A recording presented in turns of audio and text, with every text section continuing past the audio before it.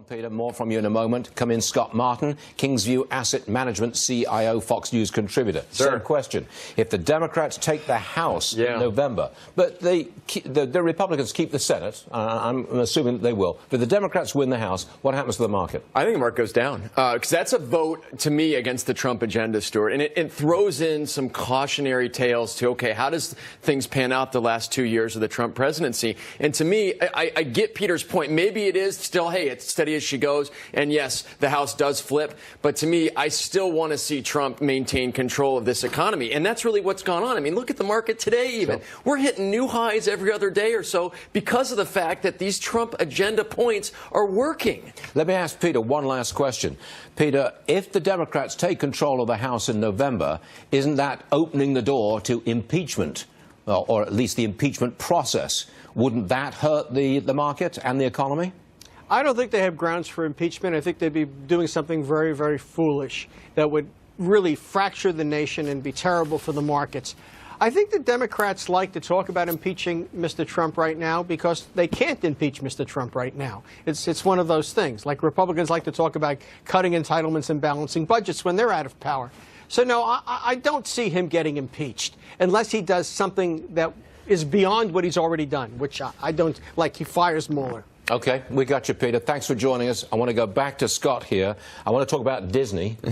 That stock's been on a tear. Yeah, recently. finally. Yeah. But you don't like it. No. What's wrong with it? I got burned by Disney in all fairness. Now, here's the thing. There's parts of Disney I do love, and my kids do too, which includes Pixar. Amazing movies. I'm a huge fan of the Pixar movies. Theme parks, awesome.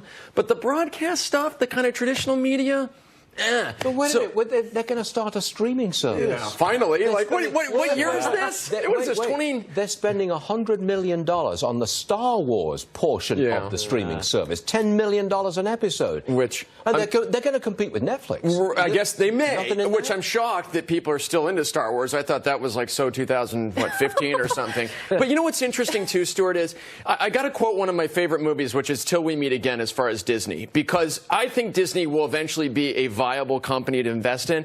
But to me, this is still kind of wearing off from that whole, like, yeah, they're starting a streaming service. There's some optimism around the stock, but it's also made a good run up to this point in the last 3 months. So I'd be a seller here if I owned Disney. You'd be a seller at 116. And we don't own it. So, hey, that's money and run. That is. My money's already ran. How were you burnt? Tell me how you were burnt by Disney. I own Disney. We owned Disney for probably 4 or 5 years, just after the financial crisis, and it lagged the S&P, and then it trailed a lot of broadcast networks. It trailed a lot of traditional media just because it wasn't performing. I mean, you know, ESPN. That's right. ESPN drug it down, and still, actually, I think that's still going to dog them. The cord cutting, just because Pixar and some of the theme parks. The streaming service now, Right. ESPN Lite, although you don't get the Monday Night Football games or Sunday Night Football games.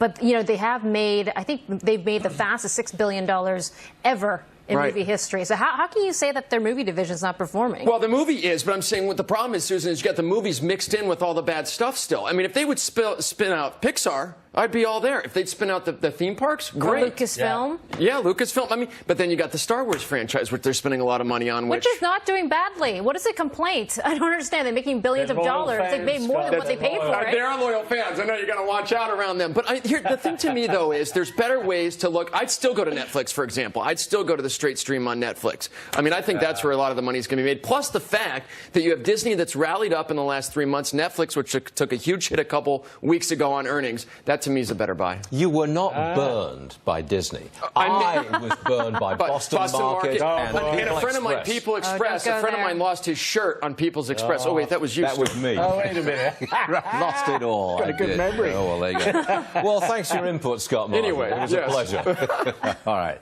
Now this. General Motors has made a deal with the Detroit-based hospital system. Yeah. They're going to offer a new healthcare option to employees. What is it? They're trying to streamline and cut costs? Yes, lower costs, improve care, trying to sidestep some of the big insurance companies like Cigna, Aetna, and the like. And we know that healthcare costs have been going up as of late. So why not just go direct? According to some of the numbers I've seen, you know, this is providing a cheaper option. You could save maybe $300 to $900 a year for the employees that select this option direct. And it's interesting that GM is working with Ford because this is the Henry Ford health system that they are using in Detroit. Yes, Stuart, you were going to say something? No, I was just going to jump on with this Scott You're here. gonna jump on something. Would you buy General Motors? Would you touch an industrial stock? You youngsters, you don't like it. Well, yeah, I don't know who those youngsters are, but I'd love to meet them. You know what? I wouldn't even touch General Motors with Susan's money. I'll tell you that much. After the argument we had over Lucasfilm. Okay. Because here's the thing: the automakers to me are just in a lot of trouble, other than Tesla, which has actually shown some resilience. Oh, here we go again. God, we're done. We're done.